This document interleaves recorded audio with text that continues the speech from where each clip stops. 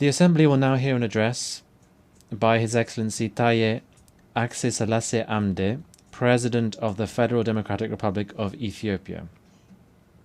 I request protocol to escort His Excellency and invite him to address the Assembly.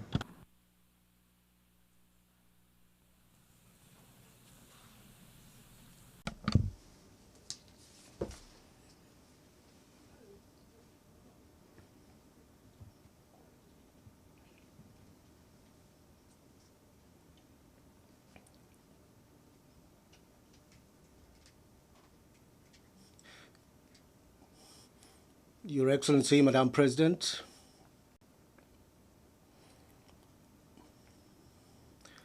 Your Excellency, Secretary General Antonio Guterres, ladies and gentlemen, Excellency Ananina Baerbock, I would like to extend my heartfelt congratulations to you and your country, Germany, on your election as President of the 80th session of the United Nations General Assembly, and wish you a productive tenure.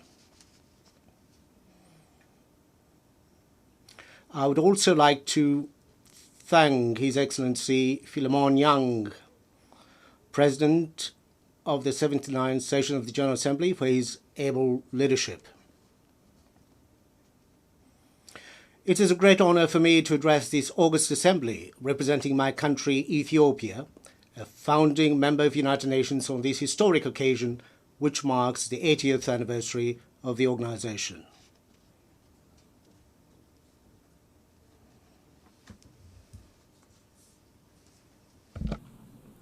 Madam President, looking back on the 80 years of its existence, the United Nations has considerable achievement to celebrate. Our sacrifice for decolonization has left a lasting legacy on the global body, making it truly universal with the admission of newly independent states.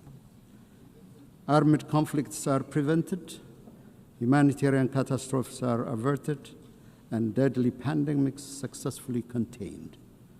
Global cooperation under the framework of the Millennium and Sustainable Development Goals has resulted in a reduction of extreme poverty and paved the way for climate action. These achievements, however, could not conceal the outstanding need for reform and revitalization.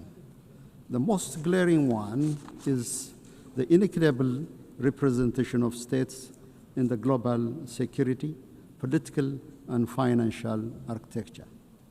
The United Nations must also overcome the systemic problems it suffers from a lack of impartiality, selectivity, and double standards. The emerging controversy over the fundamentals of the international system and the principles of the United Nations Charter is risking the very foundation of international cooperation. These trends should not be normalized or serve as a baseline in the determination of our standards and targets. We are also deeply concerned by isolationist policies, unprecedented military buildup, arms race, and the disturbing trend of retraction from development and climate commitments. These worrying trajectories are counterproductive to the collective progress of humanity and undermine the very premises of peaceful interstate relations. It is Ethiopia's conviction that the remedy lies within our reach. No state can single-handedly manage global challenges. We therefore call on fellow member states, especially developed countries that have historical responsibilities, to reverse recent downward trends and intensify efforts towards the collective public good of development and peace. Madam President, Ethiopia supports the peaceful resolution of all conflicts. The path of violence must yield to the power of diplomacy. We affirm our historic position on the right of the Palestinian people for self-determination. Direct negotiation among the warring parties is an immediate necessity. Humanitarian assistance must reach to all the people in need. This is not a political preference, but a moral imperative. As Ethiopia has pronounced it in its position during the adoption of the resolutions on the two-state solution, the international community should join hands to end the vicious cycle of violence and stalemate in order to give peace a chance. We wish to underscore any proposed peace and reconstruction plan in the Middle East should not create complications to adjacent countries and regions.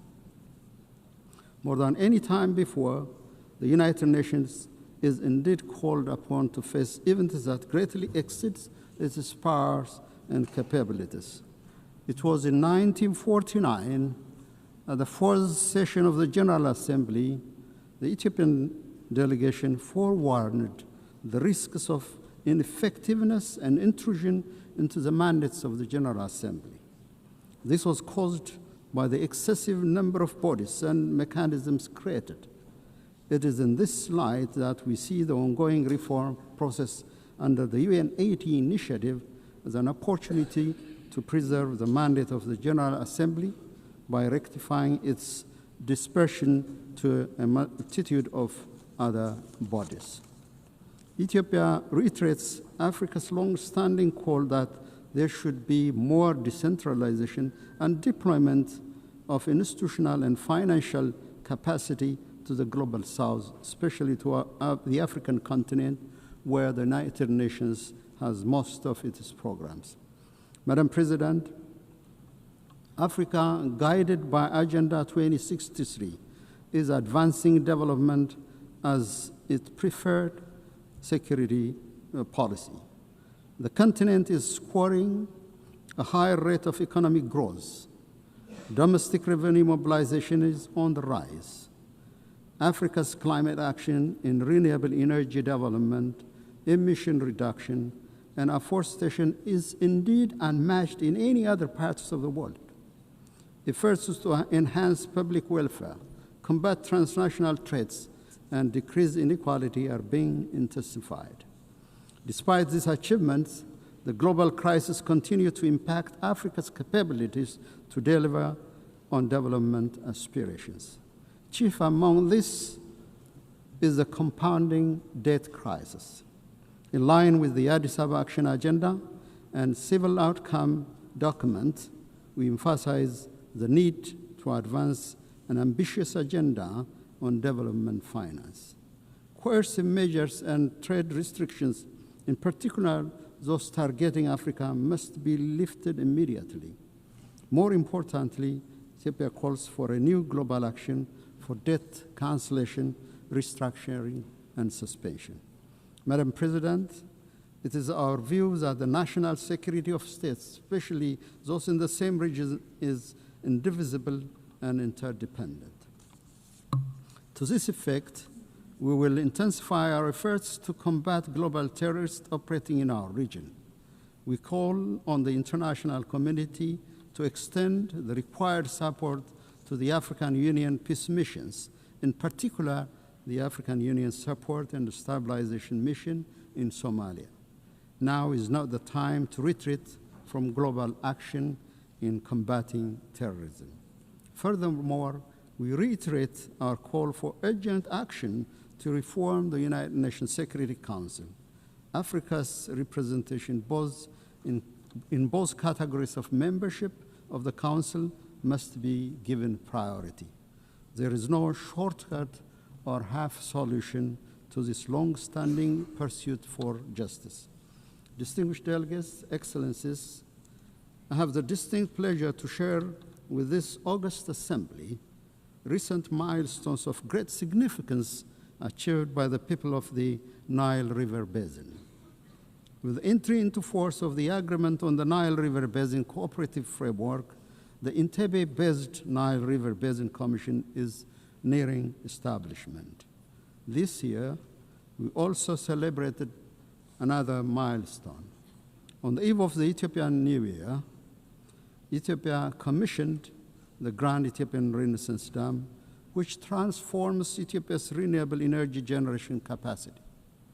The Grand Ethiopian Renaissance Dam, with an installed capacity of over 5,000 megawatts, signifies our commitment to clean energy for all. Its true meaning is found in the lives it transforms.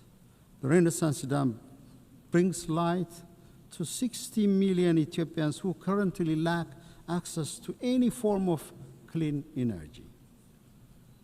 It promises power to Ethiopia's energy demand, which grows by more than 20% every year.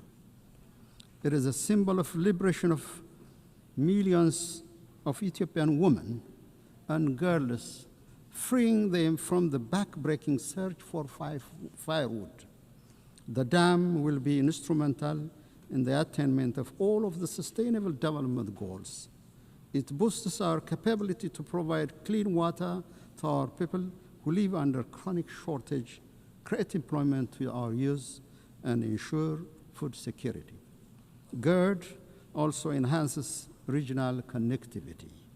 The overwhelming support and solidarity we received on the occasion of the inauguration inspired greater efforts to forge cooperation among the riparian countries of the Nile River Basin.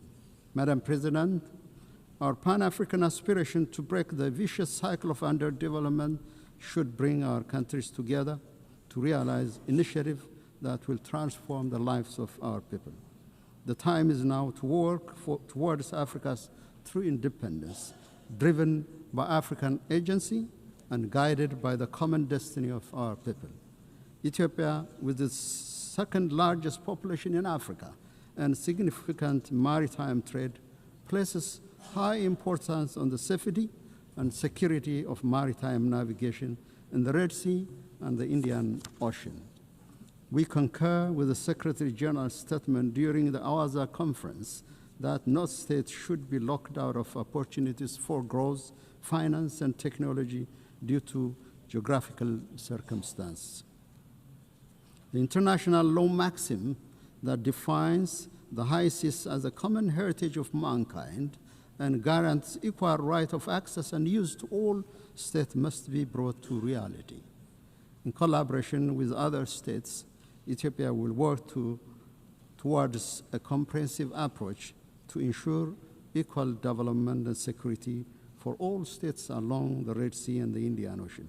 Ethiopia will also keep on advancing this legitimate policy objective through diplomacy and peaceful engagement. Madam President, in conclusion, I'm convinced the spirit, genius, and competence of humanity towards unity, justice, and collective well-being will triumph over the current atmosphere of rivalry and hopelessness. For its part, Ethiopia is firmly committed to upholding multilateralism centered on the Charter of the United Nations and to contributing to the maintenance of collective security and sustainable development. I thank you, Madam President.